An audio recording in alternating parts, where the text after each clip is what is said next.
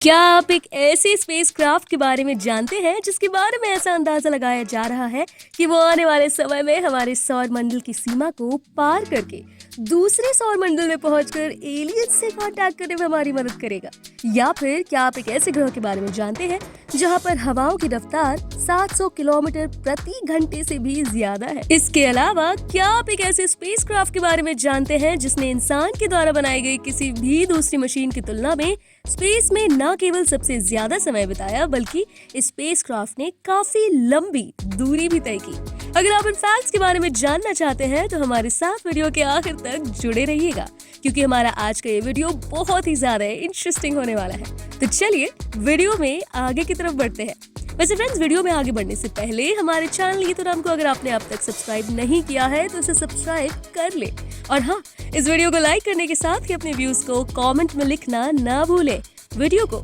दोस्तों के साथ जरूर शेयर करें।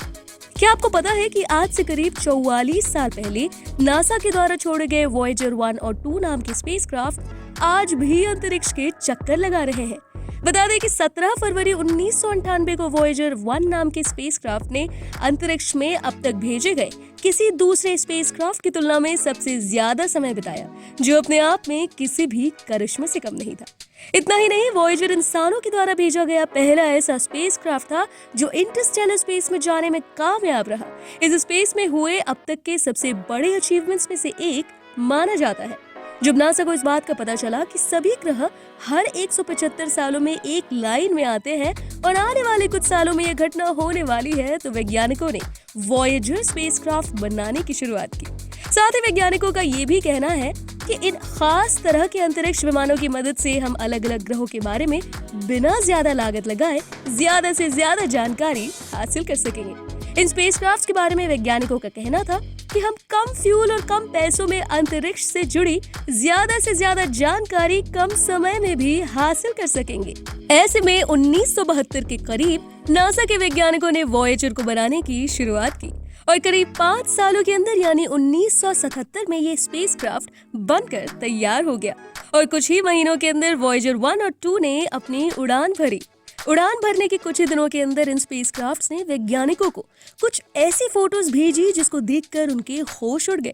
क्योंकि इससे पहले कभी भी वैज्ञानिकों के पास किसी ग्रह की इतनी डिटेल फोटोग्राफ्स और उससे जुड़ा डेटा नहीं था। बता दें कि ये तस्वीरें वैज्ञानिकों को 12 नवंबर 1980 के दिन भेजी गई। इसके कुछ दिनों बाद ही वॉयेजर 1 ने जुपिटर के नए नए मून्स के बारे में वैज्ञानिकों को जानकारी भेजी। वहीं दूसरी ओर इसी बीच वॉयेजर 2 के द्वारा 9 जुलाई 1989 को पहले जुपिटर और कुछ ही दिनों बाद यानी 25 अगस्त को वैज्ञानिकों को सैटर्न से जुड़ी भी महत्वपूर्ण जानकारी मिली। वॉयेजर 2 के द्वारा भेजी गई इस महत्वपूर्ण जानकारी के चलते ही वैज्ञानिक पहली बार सैटर्न की डिटेल स्टडी कर पाए, और इसी बीच V1 ने जुपिटर की स्टडी करके इस ग्रह पर मौजूद थिन रिंग और 2 नए मून्स की भी खोज की। इन मून्स का नाम थीब और मेंटिस था, और कुछ समय में ही V2 ने जुपिटर के ग्रेट रेड स्पॉट यानी 14th मून का भी पता लगाया, जो सच में किसी चमत्कार से कम नहीं था। और इस दौरान वैज्ञानिकों ने ग्रेट रेड स्पॉट की स्टडी करने के बाद पता लगाया कि यहाँ पर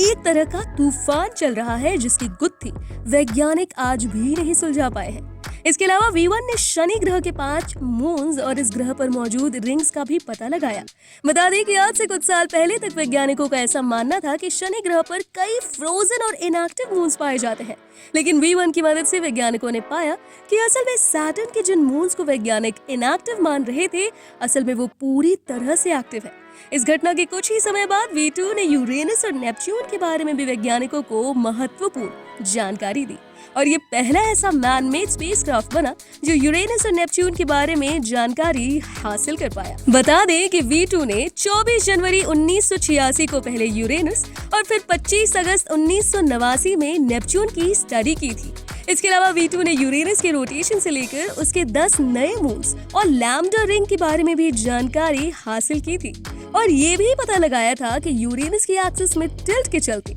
उसकी ग्रेविटेशनल फोर्स मिलियन माइल्स जितनी है, और इस ग्रह पर चलने वाली हवाओं की रफ्तार 742 किलोमीटर प्रति घंटा के करीब है, जो धरती पर चलने वाली हवाओं की तुलना में कई गुना ज्यादा तेज है। यूरेनस की स्टडी करने के बाद नेपच्यून के बारे में पता लगाया गया कि इस ग्रह के नीले होने का राज यहाँ पर पाई जाने वाली मेथेन गैस है। इसके अलावा V2 ने इस ग्रह पर एक डार्क स्पॉट भी खोजा और ये स्पॉट भी पूरी तरह से मेथेन से भरा हुआ था। वॉयेजर स्पेसक्राफ्ट ने अंतरिक्ष में अब तक जिन जिन चीजों की खोज की है और जितनी जानकारी हासिल की है, उसे अगर हम गिनाने बैठ जाएं तो शायद दिन से रात हो जाएगी। लेकिन इसके बावजूद भी शायद हम वॉयेजर स्पेसक्राफ्ट की डिस्कवरीज को न गिन पाए। हालांकि वैज्ञानिकों का कहना है कि अब वो समय दूर नहीं है जब अंतरिक्ष में छोड़े गए ये स्पेसक्राफ्ट काम करना बंद कर देंगे, क्योंकि कुछ वैज्ञानिकों का कहना है कि 40 साल से भी ज्यादा लंबे समय से अंतरिक्ष में चक्कर लगाने वाले इन स्पेसक्राफ्ट की पावर धीरे धीरे कम होती जा रही है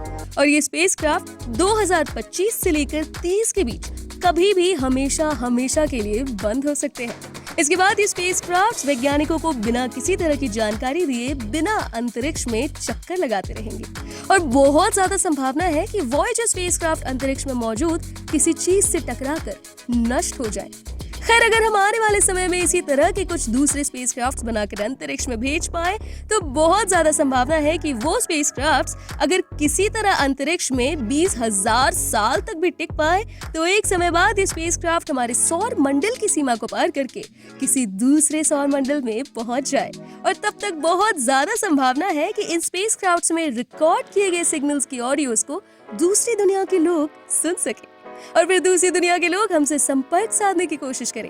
वैसे आपका इस बारे में क्या मानना है कि क्या आने वाले समय में वैज्ञानिक एक ऐसा स्पेसक्राफ्ट बना सकेंगे जो दूसरे सौर मंडल में पहुंचकर एलियन से संपर्क साधने में हमारी मदद करेगा? हमें इस बारे में नीचे कमेंट सेक्शन में जरूर बताएं।